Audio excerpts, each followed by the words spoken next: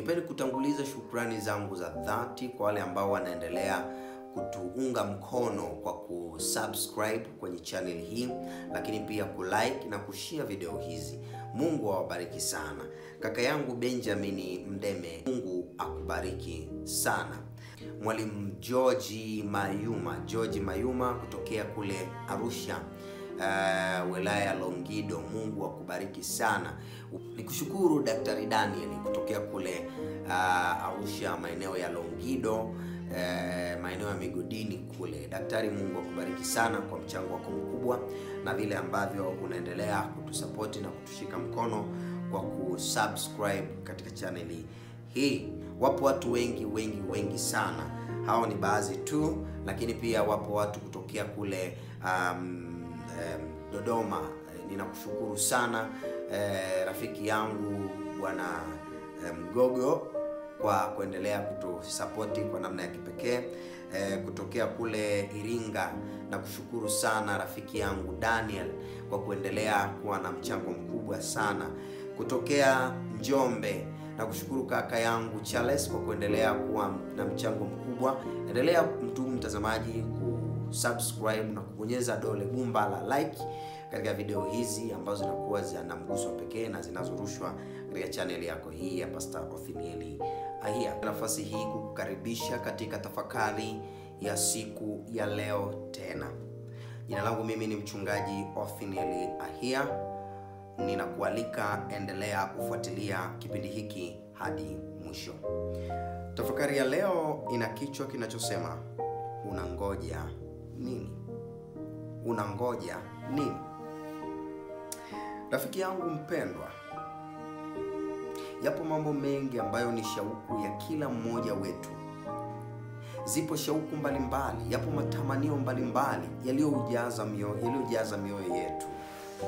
Na kila mmoja huwa na shauku yake. Na kila mmoja huwa na subira yake. Na kila mmoja huwa na mapambano ya namna yake. Na kila mmoja huwa na malengo ya kufikia shauku zao au zake katika maisha yake. Rafiki yangu, katika shauku hizo zote, katika mipango hiyo yote, katika matamanio yako yote, unangoja nini? Ni nini ambacho unakisubiria? Ni nini ambacho unakingojea? Somo la leo litatuongoza na kutupeleka kwenye tafakari ya kina ya ajabu ya nini cha kungoja.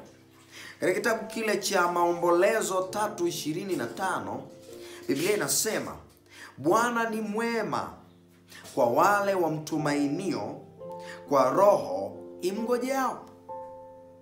Bwana ni mwema kwa wale wanaomtumaini na kwa roho inayomngoja.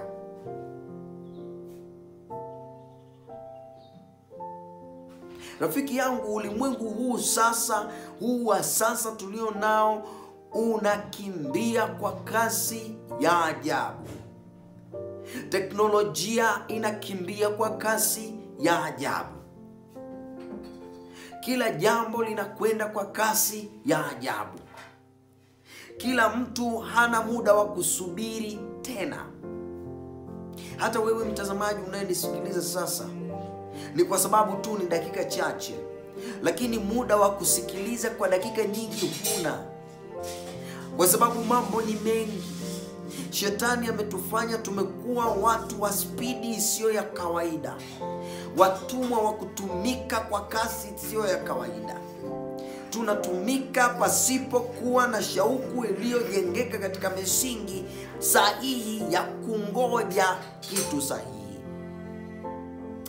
Rafiki yangu ninayezungumza nawe na unayenisikiliza, wapo watu hivi leo wanangoja kupata fedha, wanangoja kupata mali, wanangoja kupata majumba, wanangoja kupata magari, wanangoja kupata vyeo, wanangoja kupata ajira, wanangoja kupata wenzi wa maisha, wanangoja kupata waume sahihi, wanangoja kupata hata watoto, wanangoja, lakini katika kungoja watu leo hatuna tena muda wa kusubiri.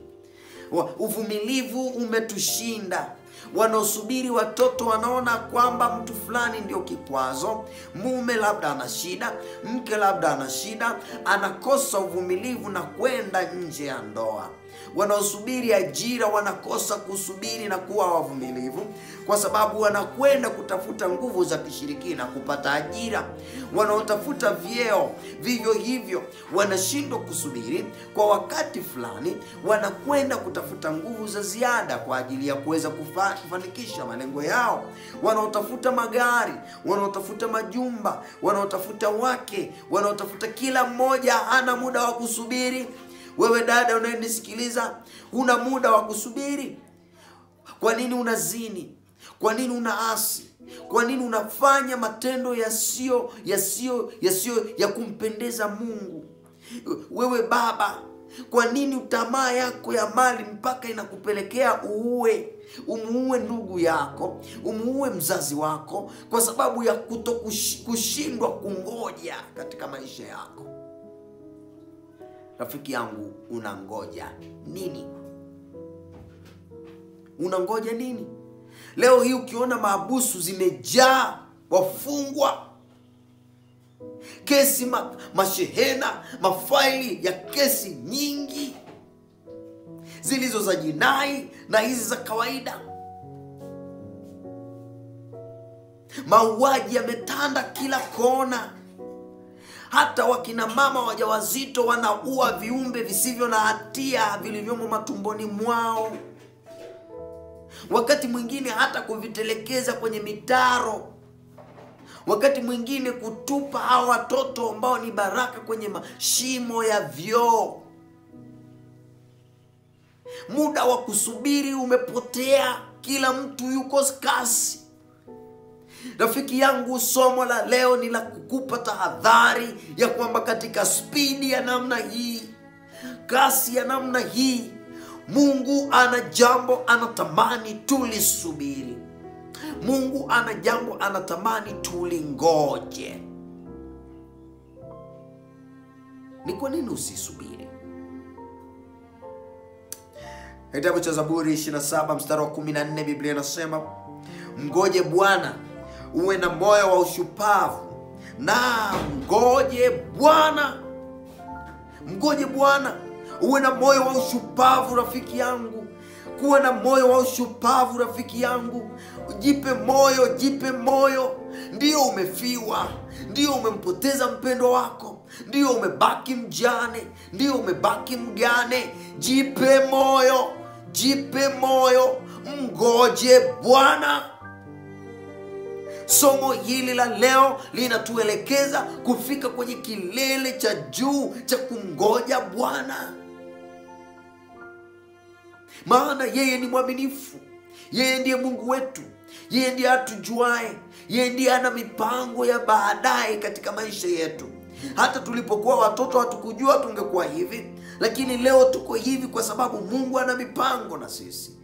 Mgoje Bwana. Uliyekata tamaa ya maisha, jipe moyo. Unashindwa, utakula nini? Utalisha familia nini? Utafanya nini? Mbona kila ukishika hakiendi? Mbona jambo kila unalolifanya halifanikiwi? Kila mbinu unaotumia haiendi? Jipe muda, jipe moyo. Mgoje Bwana. Mgoje Bwana. Mtu mmoja atauliza, sasa pastor, una maana gani kusema ni mgoje Bwana? Nitamgoja kwa namna gani? Nitafanya nini wakati ninamgoja Bwana? Sikiliza, kumgoja Bwana si uvivu, si kuacha kufanya kazi. Wakati unamgoja Bwana, rafiki yangu, chapa kazi. Chapa kazi. Fanya kazi kwa moyo. Fanya kazi ya halali. Usifanye kazi ya dhuluma. Usifanye kazi zisizo halali. Fanya kazi zenye kumpendeza Bwana, ambazo Bwana atakubarikia kwazo. Kama ni mfugaji, fuga. Acha tamaa, fuga. Kama ni mkulima, lima. Kama ni mwajiriwa, fanya kazi kulingana na majukumu yako. Mungu atatokeza jambo kulingana na nafasi na kazi unayoifanya. Ni tendo. Kumngoja Bwana ni nini sasa? Hili ni tendo la imani. ni tendo la imani. Ni kujifunza kutulia mbawani mwa Bwana, miguuni pake. Jifunze kutulia, jifunze kumsubiri, jifunze kwa imani, mngoje Bwana. Maana imani inahitaji matendo, na matendo yasipokuwepo imani ni batili. Kwa hivyo unapokuwa na imani, unapokuwa ukichapa kazi, weka imani. Unapoweka imani, tulia, weka utulivu. Usiende kwa harara. Weka utulivu. Kama ni mafanikio, Bwana atayatokeza. Kijana ambaye rafiki yangu umemaliza chuo, wewe usihangaike. Tulia kwa Bwana. Napenda fungu hili la Zaburi ya 62. Napenda fungu hili sana. Zaburi ya 62 mstari wake ni wa 5 hadi 6. Biblia inasema, nafsi yangu umngoje Mungu peke yake kwa kimya. Wewe mama unaona mume wako anakusaliti.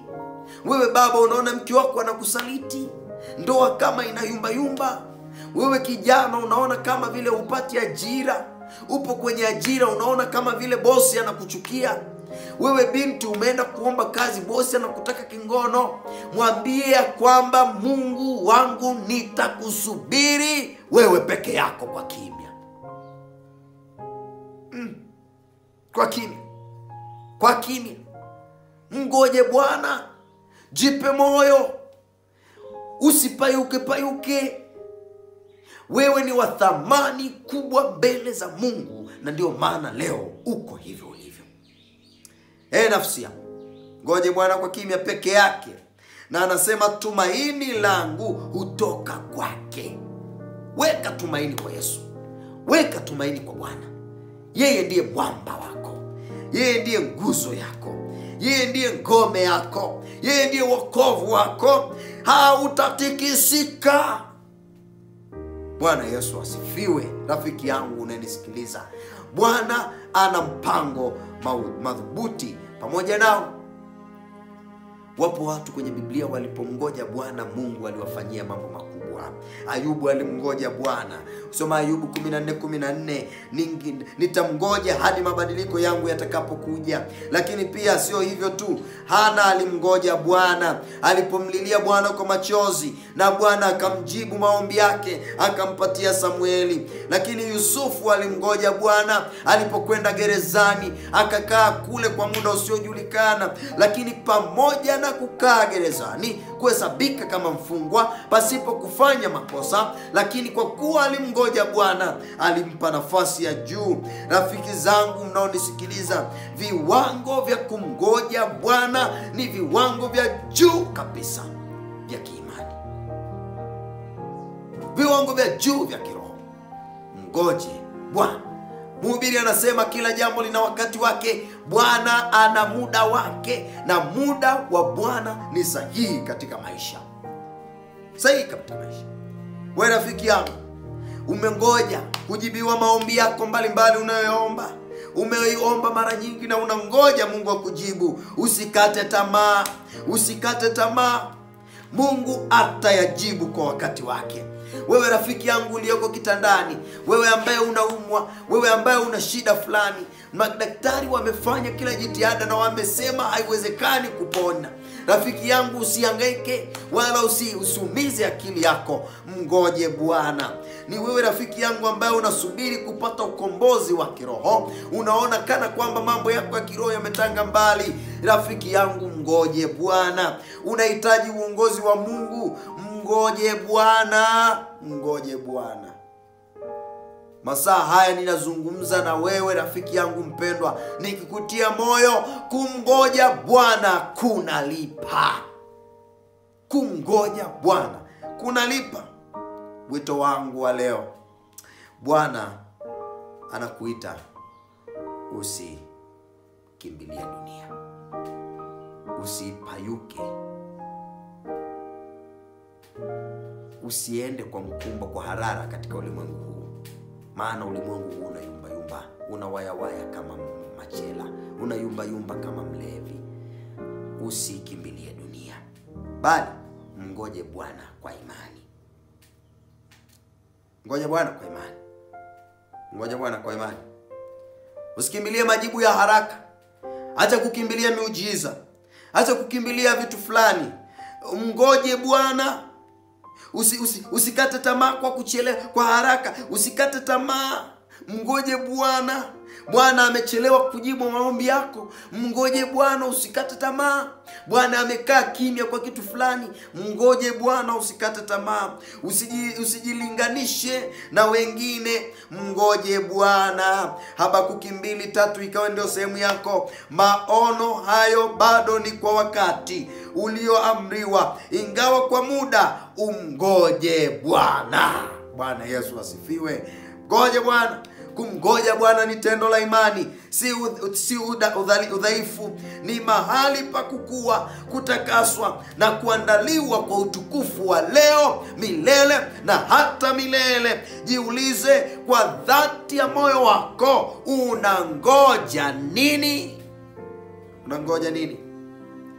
Mungu akuwezeshe unapokuwa ukitafakari, ukaseme, nafsi yangu umngoje Bwana kwa kimya.